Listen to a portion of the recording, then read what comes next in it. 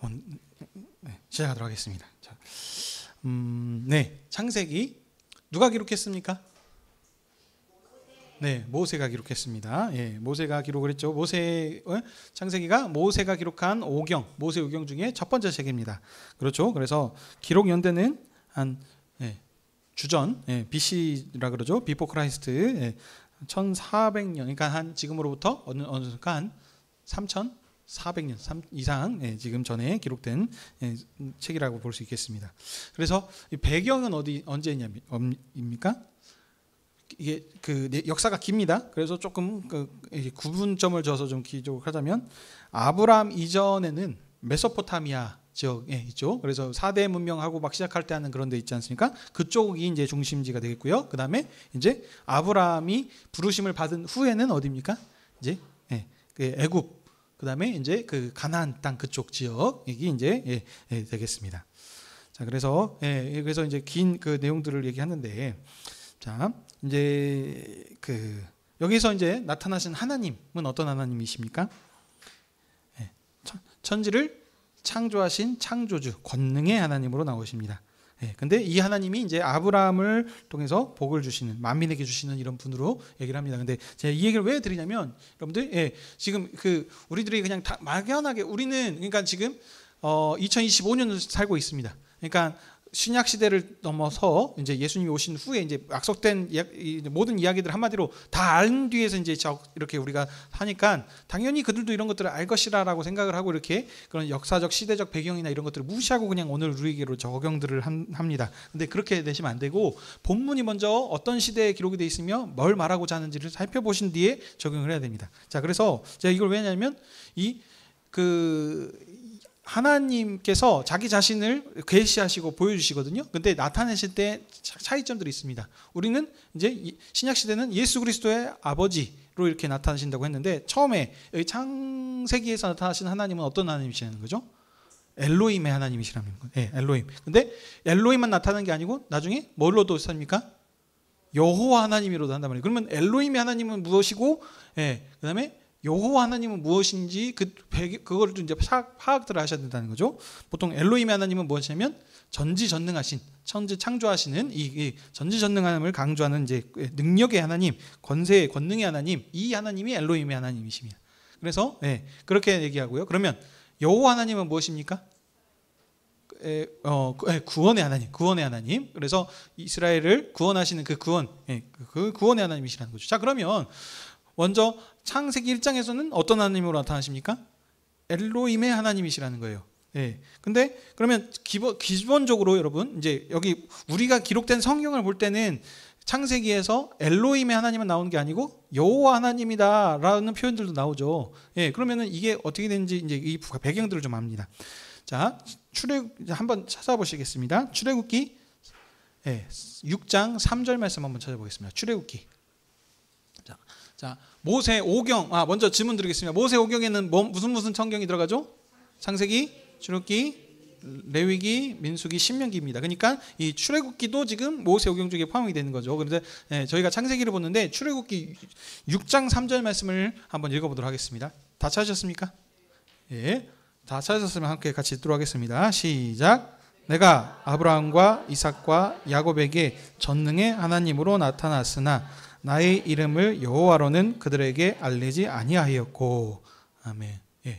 자, 하나님께서 창세기에서 아브라함과 이삭과 야곱에게 어떤 하나님으로 자신을 나타내셨습니까? 전능의 하나님. 무슨 하나님이시라고요? 엘로힘의 하나님으로 자기 자신을 나타내신 겁니다. 그런데 어떤 하나님으로 나타나지 않으셨다고요? 여호와 하나님으로 그들에게 알리지 않으셨습니다. 그럼 이 여호와 하나님이 근데 나중에 나타난단 말이죠. 그러면 이 여호와 하나님은 지금 어떻게 된 거겠습니까? 지금 구원의 하나님이신데 언제 처음 나타내신 거냐? 출애굽기 때. 지금 이 이스라엘 백성들 모세에게 그러니까 여호와 하나님이라고 하는 그러니까 창세기를 비롯한 이 성경을 읽었던 이스라엘 백성에게 여호와 하나님, 너희들을 구원하려고 언약을 위해서 이렇게 일하신 하나님으로 나타나셨다는 겁니다. 그러니까 기록을 했을 때는 어떻게 나옵니까? 그러니까 여호와 하나님이라는 표현들이 창세기에서도 나타난다는 것이죠. 이 차이점들을 좀 아시겠습니까? 이해되시죠? 이런 것들이 있는 겁니다. 그러니까 이런 것들을 막연히 모르고 그냥 우린 다 아니까 그러겠다라고 생각하시면 안 되고, 현재를 그러니까 정확하게 하면은 이 지금 아브라함을 살고 있는 그 당사자들 있지 않습니까? 그 당사자들의 상황에서 하나님께서 어떤 말씀을 하셨는지가 첫 번째가 되겠고, 두 번째가 어떻게 됐습니까? 이 성경을 기록했을 때 당시에 누구에게 주셨는지. 그래서 모세가 기록을 했고, 이 모세가 기록한 성경을 누구를 대상으로 주셨는지 그 대상자들한테가 첫 번째가 되겠죠. 그 다음 어떻습니까? 세 번째, 지금 현재 이 성경을 읽고 있는 우리의 시대의 관점에서 각자 이게 상황들이 다르다는 겁니다. 근데 이런 것들을 싹 무시하고 어떻게 합니까? 오늘 레마의 말씀으로, 나에게 주신 말씀으로 이렇게 적용들을 한다는 거죠. 그렇게 되면은 이 역사성, 언약에 신실하신 하나님, 이런 것들이 제대로 드러나지 않습니다. 그러니까는 이런 모든 것들을 무시하고 오늘 우리에게 적용하면은 대부분 어떻게 적용이 되냐면, 현재 나의 상황에서, 그러니까 복을 주신 하나님, 뭔가 착하게 살아야 되는, 그러니까 그런 이제 적용성들이 그런 정도의 적용밖에 나오지 않습니다. 언약과 역사성을 빼버리게 되면. 그러니까 어떻게 우리가 나의 삶 가운데서 적용을 하지 않습니까? 그러니까 적용을 하는 데서 내가 어떻게 착하게 이렇게 했더니 하나님께서 복을 주신다. 그러니까 이렇게 열심히 살아서 복을 받자. 그래서 어떤 하나님께서 했더니 이걸 원하시니까 이게 맞다라는 어떤 이런 적용들로밖에 되지 않다는 거죠. 그러니까 이 적용도 좋긴 하지만 저자가 기록한 목적이 있지 않겠습니까? 이 말하고자 하는 점을 우리가 해야지, 이 부분들을 놓쳐버리고 가력하게 되면 내가 복음이 될 수가 있는 부분이라는 겁니다. 무슨 말씀인지 아시겠죠? 그러니까 저자가 기록한 목적, 그 방향대로 먼저 1차적인 해석들을 해내야 됩니다. 그 다음에 이제 그 말하고자 하는 강점을 가지고 이제 현재 시대에 우리의 상황에 맞게 이렇게 그 말하고자 하는 것을 적용을 해내야 한다는 것이죠. 자, 이 부분이 중요해서 다시 말씀드렸습니다. 자, 그래서 오늘 이 말씀을 누구에게 주셨다고요? 어떤 이스라엘입니까? 이스라엘이 역사가 깁니다. 출애굽하여서 시내산에서 하나님과 언약을 맺은 이스라엘 백성한테 주셨다는 겁니다. 포로 시대도 아니고, 그 분열 왕국 시대도 아니고, 어떤 시대라고요? 출애굽한 이스라엘 백성한테 주셨다는 겁니다. 요 상황, 그러니까 이 백성한테 필요한 말씀을 주실 거라는 거죠. 그렇죠? 그러면 이 상황에서 왜 이 모세오경, 창세기 말씀을 주셨겠냐, 요 관점을 해서 저자가 말하고자 하는 요 부분들을 초점을 맞춰서 우리가 성경을 읽어야 된다는 겁니다. 이게 어떻게 보면은 제가 지금 하는 논리들이 어떻게 설득력이 있습니까? 너무나도 당연한 얘기들인데 우리가 성경을 볼 때 이런 것들을 무시하고 보는 경우들이 너무나 많습니다. 자, 그래서 그러면 이 관점에서 이들한테 하나님께서 도대체 무슨 말씀을 하시려는지를 봐야 된다는 거죠. 창세기, 그 부분은 나중에 제가 좀 더 설명드리겠습니다. 자, 그러면 창세기가 쭉 되는데 창세기의 가장 큰 특징이 있습니다. 뭘로 되어 있습니까? 족보, 톨레도트라 그러죠. 톨레도트라 그래가지고 족보로 구성이 되어 있습니다. 그래서 족보로 구성이 되어 있는데 총 몇 개의 족보입니까? 10개의 족보입니다. 그래서 구분들을 하게 되면은 누구누구의 족보는 이러하니라 톨레도트라는 표현들로 해가지고 이걸로 딱딱딱 알아볼 수 있게 구분이 됐다 그랬습니다. 그래서 총 10가지인데 구분이 되면 그 전에 선 부분이 있습니다. 창세기 1장 1절부터 2장 3절까지. 이거는 전체 창세기의 서원이자 성경 전체의 서원이라고도 했습니다. 그렇죠? 자, 그래서 먼저 이걸 말씀드리고 보는 게 낫겠습니다. 자, 그래서 기록 목적은 뭐냐면, 그러면 창세기의 내용은 이스라엘 백성, 출애굽한 이스라엘 백성한테 하나님께서 어떤 너희들의 그 기원이 어떻게 됐는지 그것을 설명하기 위한 겁니다. 무슨 말씀인지 아시죠? 그래서 그러면 10개의 족보를 통해서 말씀하시는데 그 족보가 그냥 단순한 게 아니라 그랬습니다. 내 뿌리가 무엇인지, 내 정체성이 어떤 사람들인지, 그래서 그 뼈대 있는 가문이다라는 것들을 강조하기 위해서 합니다. 그래서 3대 독자 뭐 이런 거 하면 뭡니까? 내가 이만큼 그렇게 중요한 사람이고 또 뭡니까? 원조 할머니 보쌈 뭐 이런 거 하지 않습니까? 내가 원조다. 그리고 3대가 운영하는 맛집이다. 이런 것들 하지 않습니까? 다 지금 이만큼 전통이 있고 뿌리가 있다는 걸 합니다. 그래서 창세기 족보를 통해서는 그 얘기하는데 그 누굽니까? 이스라엘의 조상이지 않습니까? 그래서 그들의 정체성에 대해서 얘기를 하는 건데 10개 족보의 구성을 보시면 거기에서 이제 족보를 통해서 뭘 강조하고자 하는 것을 우리가 알 수 있습니다. 자, 총 10개의 족보로 되어 있는데 절반을 딱 구분할 수가 있습니다. 어디에서 끊어지냐면 그 다섯 번째 족보가 셈의 족보입니다. 셈 아시죠? 예. 어떤 셈입니까? 노아의 아들 중에 셈, 함, 야벳의 중에서 셈의 족보입니다. 그 다음에 여섯 번째 족보는 누구 족보냐면 데라의 족보입니다. 데라의 족보. 무슨 얘기인지 아시죠? 예, 그러면은 이런 지금 그래서 제가 계속 지금까지 여러분들에게 창세기 설교를 하면서 선 부분에서 강조한 부분들이 있습니다. 다섯 개 첫 번째부터 다섯 번째 족보는 뭡니까? 고대 인류의 사회 족보입니다. 그렇죠? 그래서 그 아담부터 시작해가지고 고대가 인류가 어떻게 이렇게 됐는지에 대해서 얘기를 하는 거고, 그다음 여섯 번째 족보부터 열 번째 족보는 뭡니까? 이스라엘의 족장. 그렇죠? 이스라엘의 조상입니다. 그렇죠? 아브라함부터 시작되지 않습니까? 그렇게 하는 그 족장에 대해서 이제 얘기를 하는 거죠. 그러면 첫 번째 그러면 이 두 가지 흐름을 가지고도 파악할 수 있는 게 뭐냐면, 하나님께서 선지를 창조하셔서 번성하여 번성하는 이런 일들을 시작하셨습니다. 그래서 이 셈의 족보까지는 어떻게 했습니까? 생육하고 번성하여서 온 땅에 충만하게 퍼지는 것입니다. 이게 하나님께서 처음에 그 세상을 창조하시고 사람을 대리 통치자로 만드신 다음에 그 하셨던 말씀 중에 하나죠. 근데 이 하나님께서 계획하셨던 이 계획이 잘 이루어졌습니까? 아닙니다. 첫사람 아담의 반역, 그래서 선악과를 금하셨는데 따먹음을 통해서, 그래서 이게 그냥 단순히 사가 먹은 사건이 아니라 그랬습니다. 뭐라 그랬죠? 반역하는 사건이에요. 불순종하고 하나님에 대해서 사람이 하나님과 같이 되려고 하는 그 왕권에 대한 도전입니다.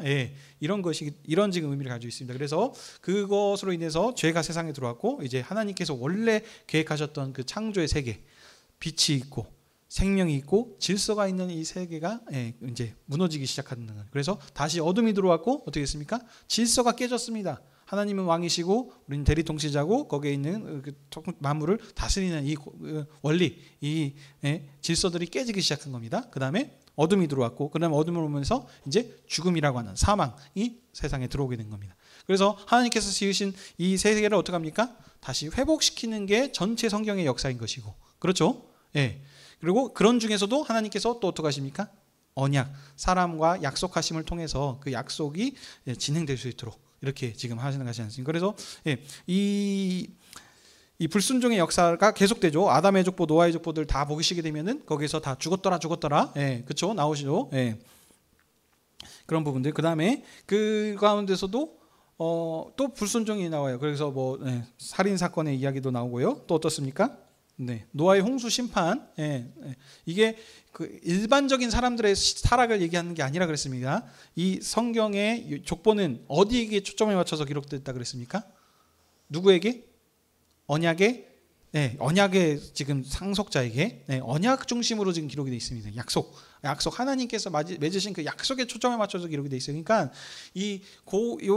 그 창세기를 통해서 우리 모든 사람들의 뿌리를 우리 얘기하려는 것이 아닙니다. 모든 사람을 다 기록하지 않아요. 누구 중심으로? 그 언약을 이어받은 그 족보에 그 필요한 만큼만 딱딱 언급을 합니다. 나머지는 다 가지치기로 싹 이제 필요 없으니까 그런 부분들, 그렇죠? 말하고자 하는, 그러니까 이런 어떤 그 성경에 기록하는 방식들을 보면은 저자가 의도적으로 이렇게 기록을 했구나, 이것을 지금 말하려고 강조하려고나 하는 부분들을 우리가 알아낼 수 있습니다. 어렵지 않아요, 성경은. 그러니까 그 부분들을 근데 우리가 집중하지 않고 그냥 하나님의 말씀, 내게 주신 말씀, 좋은 말씀, 생명의 양식, 이런 식으로 그냥 해서 그 말하고자 하는데 그 부분들, 뉘앙스들을 그냥 놓쳐버리고 그냥 쭉쭉쭉쭉 읽어간다는 것이죠. 그게 이제 안타까운 부분들인데, 다시 돌아와서 얘기 드리면, 언약의 상속자 중심으로 얘기를 합니다. 그래서 노아의 홍수 심판도 다른 게 아니고 일반적인 사람들이 타락한 게 아니에요. 누가? 언약을 이어받은 그 언약의 상속자가 세상 사람들과 같이 똑같이 타락을 해버린 겁니다. 어떤 그 세상 사람들이 추구하는 게 뭐였죠? 그 가인 계열, 어떤 계열이었습니까? 힘과 권세를 추구함을 통해 가지고 하나님을 왕으로 이렇게 대리 통치자로서 이렇게 사는 것이 아니고 자기가 하나님이에요. 그래서 그와 같은 걸로 이렇게 힘으로 권세로 다스리는 이 세계입니다. 그래서 자기가 원하는 모든 그 여인들을 이렇게 아내로 삼고 하는 이런 부분들. 근데 그러니까 이게 성적인 타락 이런 것과는 지금 그게 말하고자 하는 게 아니라 그랬습니다. 예. 우리가 생각하는 게는 성적 타락을 바로 직대입합니다. 왜냐면은 지금은 어때요? 지금 현재 우리가 살고 있는 시대의 그 결혼 제도는 어떻습니까? 일부 일처제거든요. 근데 아브라함이 일부 일처제였습니까? 다윗은 어땠습니까? 솔로몬은 아내가 몇 명이 했죠? 네, 1000명. 근데 하나님이 그걸로 가지고 너 왜 이렇게 아내가 많으냐라고 이렇게 이렇게 뭐라고 하신 적이 없으시다니까요. 다윗도 타락을 했었죠. 근데 다윗한테도 그 바세바를 데리고 왔을 때도 그것으로 인해서 왜 2사람 3사람 아내를 취했느냐라고 벌하신 게 아니고 네가 왜 남의 여자 임자가 있는 사람을 데리고 왔느냐라고 벌하시고 그랬었지. 예. 네가 말만 하고 원하면 더한 것으로 줄 것인데 이렇게 얘기하셨습니다. 그러니까 지금 이 성적 타락이라고 하는 건 이게 지금 현재 그러니까 언약 역사의 이런 그 흐름들을 무시하고 우리가 가지고 있는 관점으로 해석을 해야 되니까 그렇게 적용이 되는 겁니다. 무슨 말씀인지 아시겠죠? 그러니까 이때 당시의 상황에서는 그 성적인 타락을 얘기하는 것이 아니고 뭡니까? 하나님의 주권. 그러니까 언약 여호와의 이름을 불렀더라 하면서 여호와의 백성으로서 그 사명감을 가지고 정체성을 가지고 살아가야 되는데 그들이 정체성을 잃어버렸다는 거예요. 여호와의 이름을 부르지 않습니다. 세상 사람들과 똑같이 가버려요. 그러면 이 세상이 존재할 이유가 있습니까? 없습니까? 없으시죠. 그러니까 홍수로 심판하시고 새롭게 하시는 겁니다. 근데 다 죽어버리면 어떻게 됩니까? 제일 쉬운 거 있으냐? 하나님께서 창조하시지 않았습니까? 2번, 3번은 창조 못 하시겠습니까? 아니죠. 싹 쓸어버리시고 다시 새롭게 만들면 지기 않겠어요. 흙으로 이번에 흙으로 만들었으니까 더 좋은 어떤 재료로 뭐 실리콘으로 만든다든지 뭐 할 수 있지 않겠습니까? 근데 그러지 않으셨다는 거예요. 왜냐하면 언약하신 그 언약 역사를 이어져가고 이루시기 위해서라는 거죠. 하나님께서 이미 약속하시는 여인의 후손을 통해서 이기게 하시겠다. 그러니까 세상을 심판하시는데 어떻게 하십니까? 언약을 이어갈 사람들을 남겨놓으신다는 거예요. 그래서 노아와 함께 그 방주에 탔던 그 사람들을 통해서 이렇게 언약 역사를 이어가게 하나님께서 이렇게 일하시지 않습니까? 그래서 그들을 통해서 생명을 보존케 하심을 통해서 옛 세계를 계속 이어가게 됩니다. 그래야 언약 역사가 실패로 끝나지 않는 겁니다. 무슨 말씀인지 이해되시죠? 예. 그렇게 해서 다시 근데 물로 심판하신 건데 이 물이 단순한 그게 아니고 뭡니까? 정결케 하는 거라 그랬습니다. 정결의식이지 않습니까? 예. 부정한 거 물로 씻으라 그랬거든요. 예. 그리고 물로 씻어서도 안 되는 건 나중에 그 구약의 제도에서 그 제사법에서 어떻게 합니까? 물로 태워서 안 되는 거는 불로 태워서 드리는 겁니다. 그러니까 이제 사람들이 제가 이런 얘기들도 했었습니다. 지금 지구 온난화가 와가지고 북극에 얼음이 녹고 있고 해가지고 이제 또 다시 어떤 홍수 심판이 오는 게 아니냐라고 했었는데 하나님께서는 만약에 아직 잘 모릅니다. 근데 이제 그냥 추측만 해보는 거 이게 언약 역사의 토대들을 이런 하나님께서 일하시는 것들을 보게 되면은 다음에는 물 심판보다는 어떻겠습니까? 불로 심판하실 가능성이 높아요. 물로 깨끗하게 되지 않아서 다는 건 이거는 이제 추측입니다. 그럴 거다라고 해가지고 한 목사님이 그랬더라 해가지고 이걸 또 이제 그 망신하면서 따라가시 안 돼요. 이거 어디까지나 추측입니다. 성경이 말하고자 하는 것만 이렇게 하십시오. 아시겠죠? 네. 자, 그리고 이 불도 이제 얘기가 나와서 하는데 그 계시록 같은데 보게 되면 이게 타긴 타는데 이렇게 막 없애버리는 그런 게 아닌 불이 나는 부분들이 있습니다. 여튼 이건 이제 부수적인 얘기고 다시 정결케 한 세상을 새롭게 시작하셨어요. 그 다음에 그를 통해서 다시 뭐라고 하십니까? 생육하고 번성하여 이 땅에 충만하라라고 하셨어요. 그래서 번성케 하셨어요. 근데 어떻게 됐습니까? 또 다시 이들이 번성하지 않았어요. 흩어지지 말자, 우리 이름을 내자 해가지고 만든 게 뭡니까? 바벨탑 사건이에요. 그러니까 또 하나님께서 보시니까 이거 이렇게 돼가지고 하나님의 구원 역사가 이루어질 것 같습니까? 안 될 것 같습니까? 안 되겠으니까는 어떻게 되죠? 언어를 혼잡케 하심을 통해 가지고 이 세상에 하나님께서 주권적으로 역사하시는 거예요. 사람들이 아무리 저렇게 해가지고 하나님 말씀 안 듣고 뭐하고 내 마음대로 할래 해도 어떻게 됩니까? 결국에는 하나님의 구원 역사, 하나님의 계획하심에서 벗어날 수가 없어요. 그러니까 다르게 얘기하면은 사람의 불순종과 배반에 계속된 배반과 불순종에도 불구하고 어떻게 하신다고요? 하나님께서는 주권적으로 구원 역사를 이루어 가시는 겁니다. 그래서 결국에는 언어를 혼잡케 하심을 통해 가지고 이 70민족으로 전 세상에 퍼질 수 있도록 이렇게 하나님께서 흩으신 겁니다. 하나님께서 그러니까 사람이 뭐 어떻게 하든지 간에 말씀하신 대로 결국에는 이루신 거예요. 생육하고 번성하여서 이 땅에 가득할 수 있도록. 그게 고대 인류의 족보의 어떻게 보면 소결론이라고 할 수 있겠죠. 여기까지 이해되시죠? 자, 그 중에서 이제 하나님께서 12장에 계획을 시작을 하시죠. 자, 6번째 족보의 이름이 누굽니까? 데라의 족보입니다. 사람들이 많이 생각해요. 아브라함의 족보라. 근데 성경 창세기에 보시게 되면 아브라함의 족보는 있습니까? 없습니까? 없습니다. 여러분들 착각하시면 안 됩니다. 아브라함의 족보는 이러하니라라고 한 적이 없습니다. 이게 왜 그런지를 이제 여러분들이 또 보시면 알 것 같아요. 성경에 그 족보의 이름을 얘기한다 그랬는데 그러면 그 족보에 대해서 얘기한다 그랬습니까? 데라의 족보는 이러하니라 그러면은 데라에 대해서 얘기합니까? 누구에 대해서 얘기합니까? 데라의 상속자가 누구인가? 여기 초점에 맞춰져 있거든요. 그래서 우리들이 또 착각하는 게 뭐냐면 창세기의 첫 번째 족보는 누구의 족보일까요? 하면은 여러분들 생각하는 누구입니까? 아담의 족보요라고 얘기하시겠죠? 근데 아닙니다. 아담은 두 번째 족보입니다. 첫 번째 족보는 누구입니까? 천지 창조의 족보입니다. 왜냐하면 천지 창조의 상속자는 누구입니까? 아담이거든요. 그러니까 천지 창조에서 아담의 얘기가 나오는 겁니다. 이해되시죠? 그러니까 아담의 족보에서 그럼 누가 나오겠습니까? 아담의 후손에 대해서, 언약의 상속자에 대해서 나오는 게 아담의 족보인 겁니다. 무슨 말씀인지 아시겠죠? 자, 그러니까는 자, 데라의 족보입니다. 그러면 누구에 대해서 얘기하겠어요? 데라의 상속자. 그게 바로 곧 아브라함의 족보가 되겠습니다. 그래서 아브라함의 족보 이렇게 얘기가 나오는 겁니다. 자, 그러니까 지금 이제 계속해서 이제 보시겠지만, 그다음에 뭐 이스마엘의 족보도 있고요, 이삭의 족보, 에서의 족보, 야곱의 족보 이렇게 나옵니다. 여기에서 보게 되면은 언약의 상속자가 아닌데도 불구하고 들어가 있는 사람들이 있었죠. 그게 바로 이스마엘과 에서입니다. 이들은 근데도 왜 들어가 있냐면 그 언약의 그 이어받은 자들 두 사람에게도 하나님께서 어떻게 보면 은혜를 베풀어 주신 겁니다. 그러니까 근데 보시게 되면은 하나님께서 지금 일하시는 또 방식들이 좀 특이한 게 장자가 원래는 어떻습니까? 그 첫째가 모든 권세를 가지고 있어요. 그러니까 여러분들 장자 무시하시면 안 됩니다. 지금 시대는 다른이지만은 원래 하나님께서 창조하신 첫째에게 그 더 큰 권세와 힘과 이런 것들을 주시는 게 원래 계획이 그 창조 질서와 이런 부분들에서 맞습니다. 근데 보시게 되면은 그러면 원래 계획대로 같으면 누구한테 줘야 돼요? 장자가 이런 것들을 다 이어받아야 되는데 그러지 않는 겁니다. 지금 보시게 되면은 아브라함도 장자인지 정확하게 잘 모르겠어요. 그렇죠? 장자인가? 그리고 여튼 그다음에 또 아브라함의 상속자도 보게 되면은 누굽니까? 이스마엘이 첫째이긴 한데 이스마엘은 하나님께서 선택한 게 아니고 누굽니까? 이삭을 선택하지 않았습니까? 그러니까 이런 것들. 그다음에 이게 점점 바뀌어요. 여기서 이제 확실하게 더 드러나죠. 이삭의 상속자는 누굽니까? 쌍둥이로 태어나죠.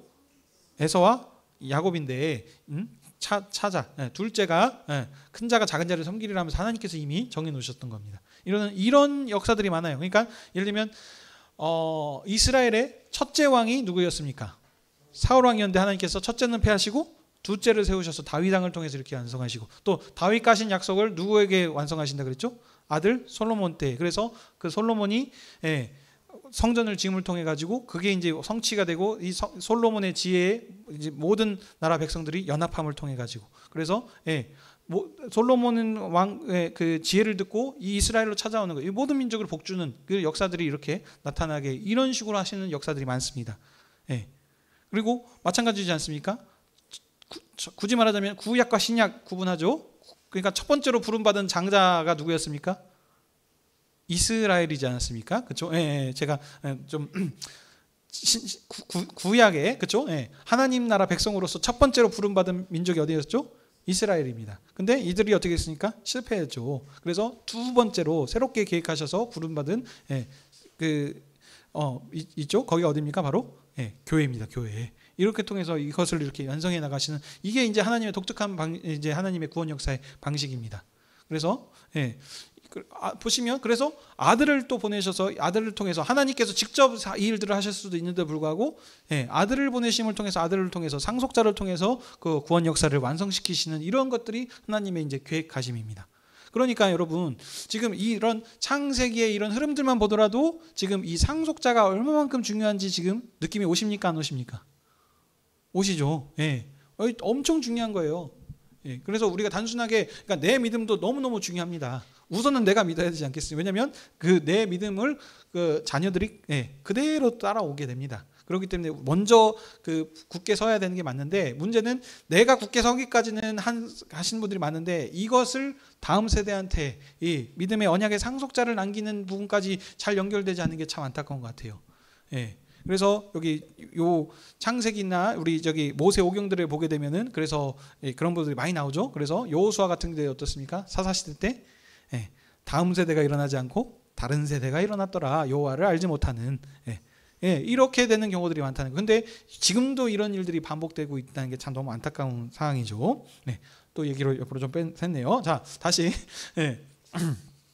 데라의 족보를 보시게 되면 아브라함입니다. 아브라함. 그래서 여기서부터 이제 하나님의 구원 역사가 하시죠.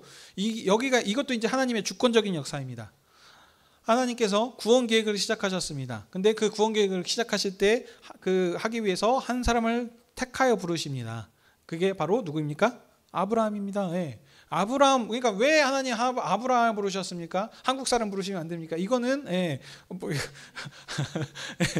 이거는 우리까지 생각이고, 제가 그래서 말씀드렸으니까 그래서 흑인종, 백인종, 황인종 있었는데 하나님께서 처음에 너무 새까맣게 구워가지고 흑인이 나타나고, 아이고 좀 색깔 좀 빼야 되니까 낫게 되니까 그 백인이 나타났고, 이제 아이고 너무 뺐네, 이번에 적당하게 해가지고 나온 게 황인종이다. 이거 다 아시아 사람들이 자기 이거 하려고 하는 얘기들입니다. 그러니까 자꾸 그렇게 보시면 안 되고, 하나님의 구원 역사는 주권적인 역사라니까요. 하나님께서 주권을 창조하시는 분이 이렇게 하나님께서 뜻대로 운영해 나가신다는데 거기에다 대고 우리가 이렇게 왈가왈부 왜 나를 안 구하셨습니까? 이런 얘기하는 거는 이거는 그 한마디로 도가 지나친 거죠. 선을 넘은 겁니다.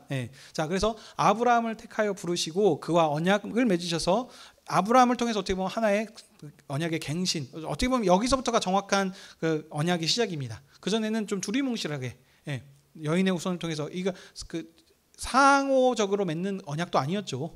그렇죠? 그래서 이제 그러니까 아브라함이 믿음이 조상이 되는 겁니다. 아브라함이 정말로 신앙이 좋아서 갈 바를 알지 못하고 그것도 맞죠. 맞지만 근데 우리들이 생각했을 때 믿음의 조상하니까는 어떤 점도 흠도 도덕적으로 문제가 없는 아주 완벽한 그런 사람을 생각을 한단 말이죠. 그래서 이 사람이 그래서 신앙이 좋구나라고 생각하시면 안 되는 겁니다. 성경에서는 그것으로 신앙이 좋다는 게 아니고 하나님 언약 안에서의 그것을 붙잡고, 그러니까 정체성을 얘기하는 겁니다. 계속 성경에서 반복하는 것은 우리가 생각하는, 항상 바라보는 관점은 우리가 얼마만큼 깨끗하게 실수를 안 하고 죄를 짓지 않고 하나님이 원하는 대로 사는가, 이 사람이 신앙이 좋은 사람, 믿음이 좋은 사람이라고 생각하는데 100% 틀린 말은 아닙니다. 그렇지만 성경이 말하고자 하는 관점 뭐냐면 정체성, 언약 안에서 그것을 가지고 얼마만큼 그것을 믿음으로 행하고 사는가를 지금 얘기한다니까요. 그렇게 하시지 않으면, 아니 다윗이 완벽했습니까? 아니죠. 아브라함도 얼마나 연약한 점이 많았습니까? 아내를 누이라고 이렇게 속인다든지 뭐 연약한 부분들이 많이 있어요. 이삭도 그랬고 야곱도 마찬가지였고요. 그렇죠? 그런데도 불구하고 하나님께서 그들을 이렇게 쓰신 이유가 다른 게 아니고 뭐예요? 언약이 있기 때문이라는 거죠. 언약. 약속이 있기 때문에, 다른 얘기로는 말로는 그들의 연약함에도 불구하고 원래 같았으면 어떻게 했습니까? 이미 끝났어야 돼요. 근데 또 불구하고 안 끝내신 이유가 뭐라고요? 하나님께서 그 약속을 맺으셨거든요. 그 약속을 지키시는 분이에요. 사람의 계속된 불순종과 반역에도 불구하고 하나님께서는 주권적으로 그 약속을 이루시기 위해서 주도적으로 일을 해나가신다. 그걸 얘기하는 게 지금 성경의 말씀이라는 겁니다.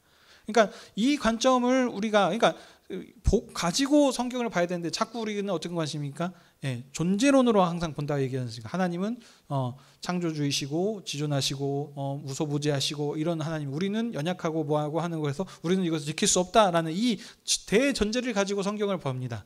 언약 관점으로 보는 게 아니에요. 근데 우리들이 그 가족 관계에서 아내와 남편의 관계, 그다음에 부모와 자녀와의 관계 안에서 우리가 그런 식으로 존재를 이렇게 얘기하면서 하게 되면은 안 되는 거 아시지 않습니까? 그렇게 해가지고는 이미 관계가 다 깨지고 이미 몇 번이고 이미 다 이렇게 정리돼야 되고 하는 게 아시지 않습니까?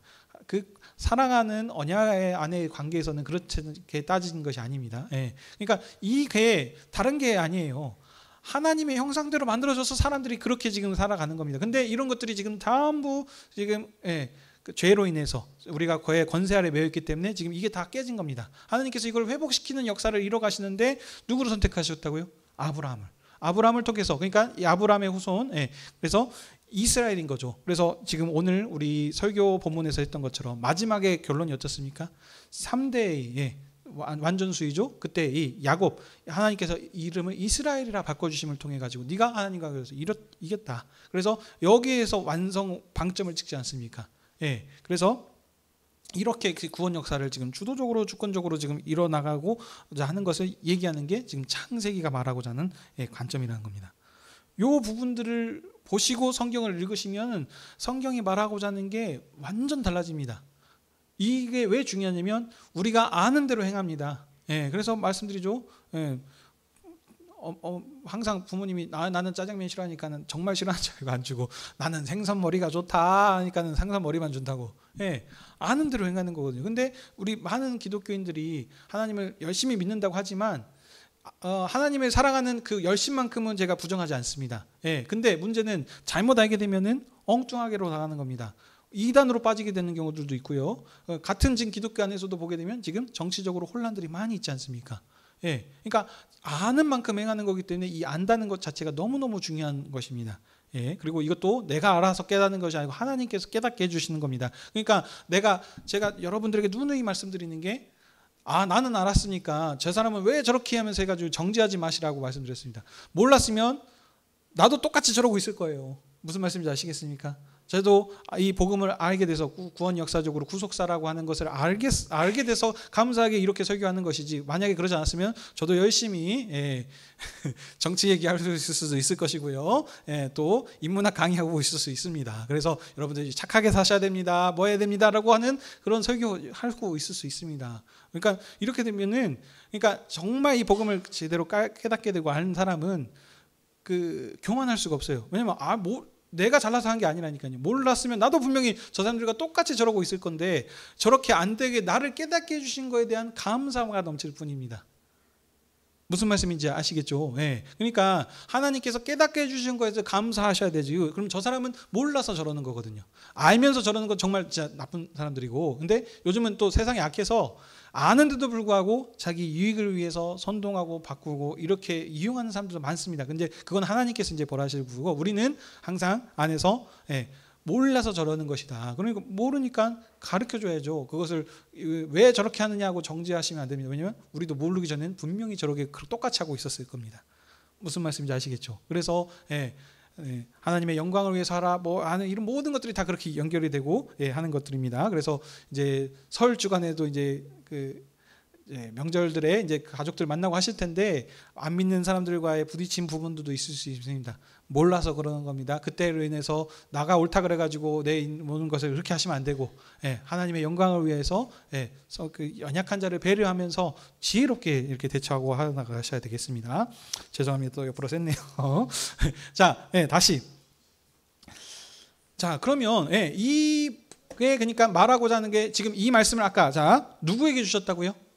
출애굽한 이스라엘 백성한테 주셨다는 겁니다. 그래서 지금 이스라엘 시내산에서 이 말씀을 들으면, 그래서 그들이 했을 때 지금 엘로힘으로 나타나신 하나님이 지금 구원의 하나님으로 우리에게 지금 나타내 주셨구나. 그러니 지금 얼마나 다르겠습니까? 그러니까 지금 그래서 아까 출애굽기와 같은 말씀이 지금 있는 겁니다. 그리고 그들이 지금 나올 때 뭘 들고 왔어요? 요셉의 지금 유고를. 그리고 지금 이 창세기 말씀을 읽을 때 남달라요.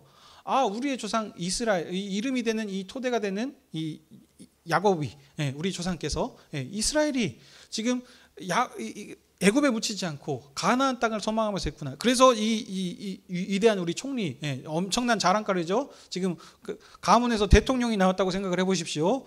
두고두고 계속 자랑할 거란 말이죠. 근데 이 사람이 지금 어땠다고요? 나를 애굽에서 묻지 말고 가나안 땅으로 가주라라고 해서 지금 들고 나온 상황이라는 거죠. 근데 이런 모든 것들을 했을 때 어떻게 됩니까? 우리가 지금 나아갈 방향이 이 가나안 땅을 지금 차지해야 되는구나. 느낌이 달라요. 완전 느낌이 다른 겁니다. 그러니까 하나님께서 이 말씀을 주신 이유들이 단순하게 하나님께서 세상을 창조하셨다라는 것을 그들에게 설명하기 위해서가 아니에요. 이들은 지금 유고를 들고 나올 정도면 지금 그들의 조상들을 통해서 우리가 어떻게 이곳에 왔었는지, 우리의 조상이 누구였는지 알고 있었을까요? 모르고 있을까요?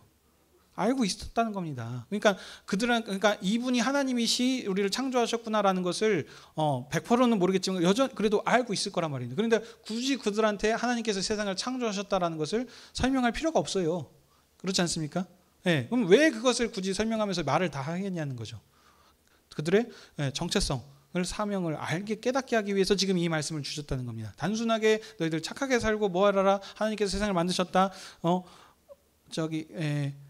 창조론과 진화론의 거거에 있어서 진화론은 틀리고 창조론이 맞다는 것을 지금 그 근거로 하기 위해서 이 창세기 말씀에 기록한 게 아니라니까요.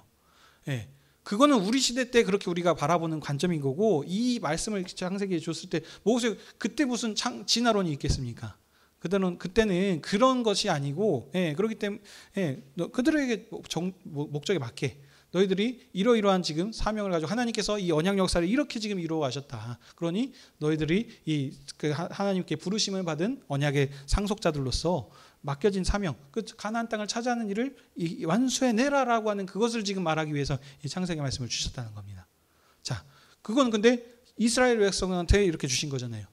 오늘 우리 관점으로 또 적용을 해야 한다고 했습니다. 그래서 제가 누누이 말씀드리죠. 모든 성경이 말하고자 하는 그 방점, 복음의 핵심은 무엇이라 그랬습니까?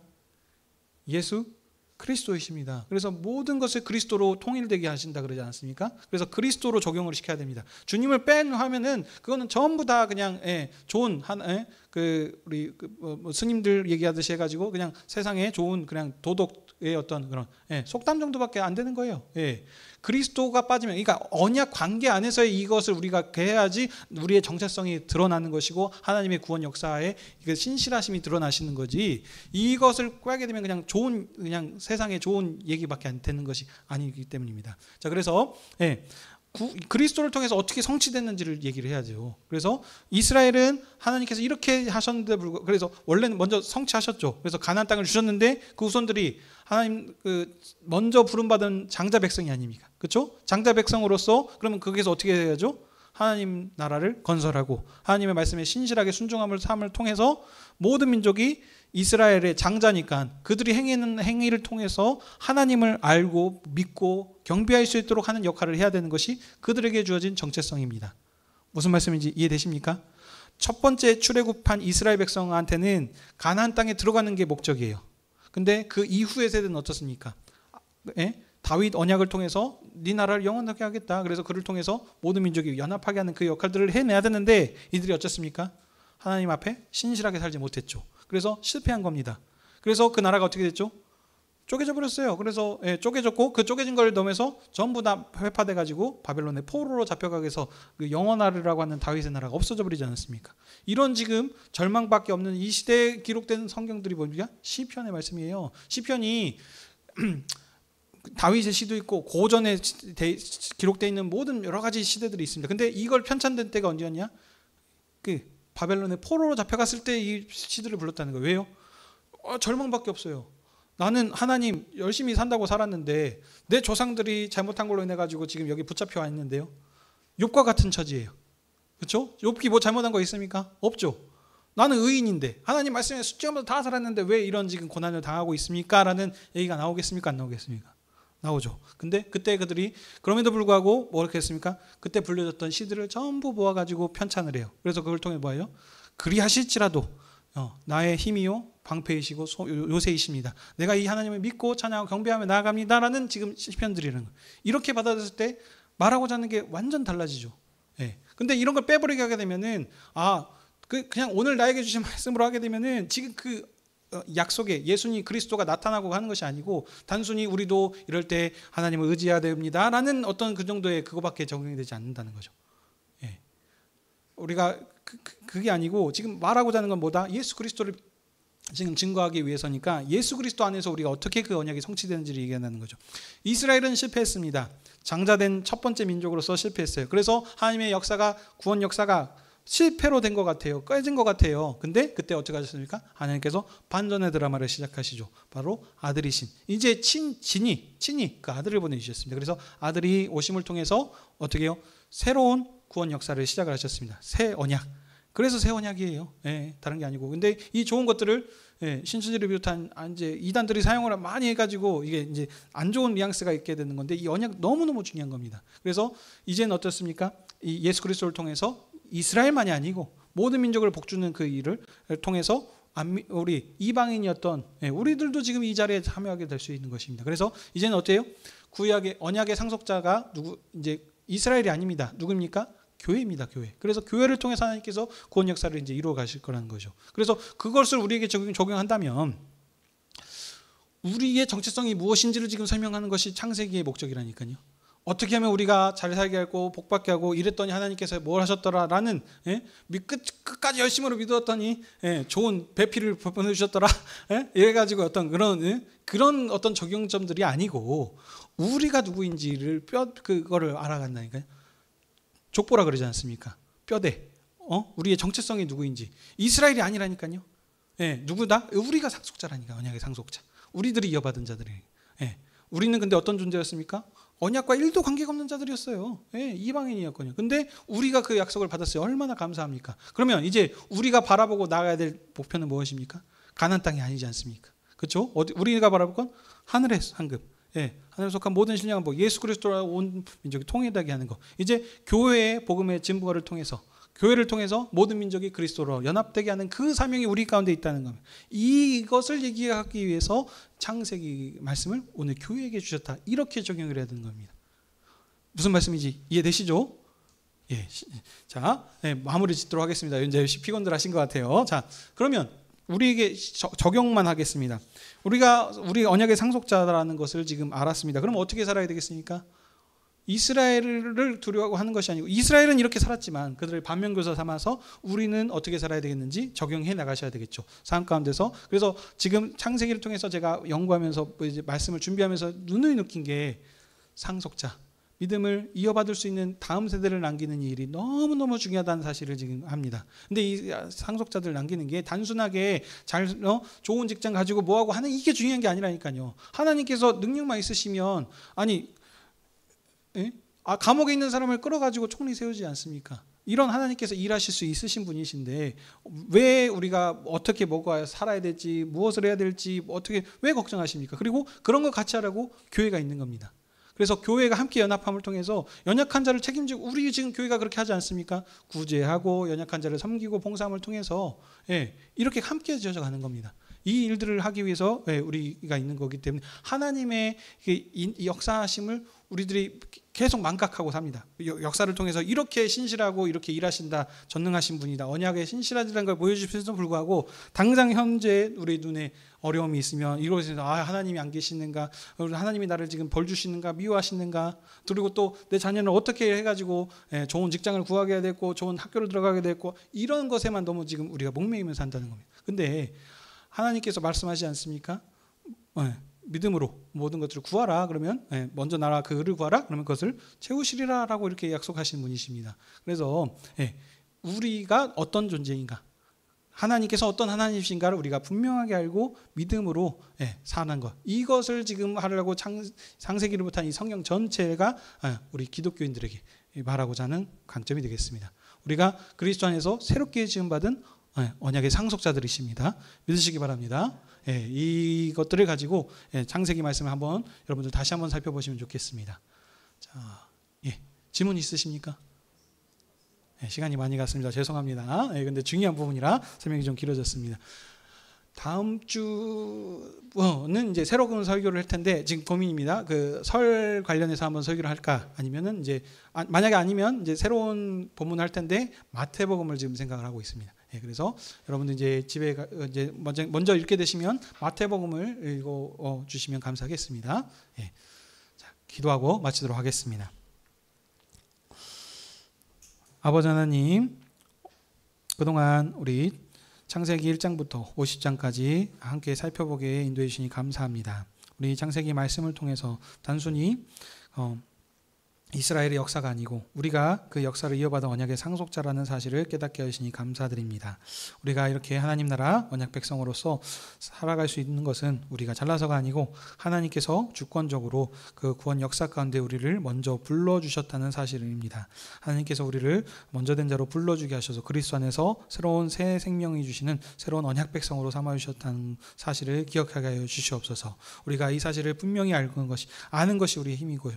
우리 아는 대로 주님을 의지하고 믿게 하여 주셔서 세상의 어떤 역경과 고난과 상황 속에서도 그것으로 인해 낙심하지 않고 온전히 믿음으로 이기며 살아갈 수 있는 저희들에게 허락하여 주시옵소서.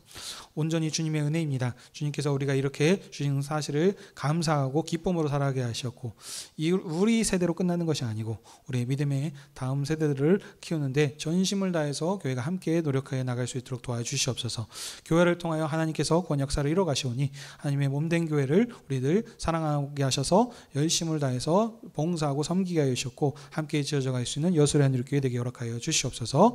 감사드리며 이 모든 말씀 예수님의 이름으로 기도드립니다. 아멘.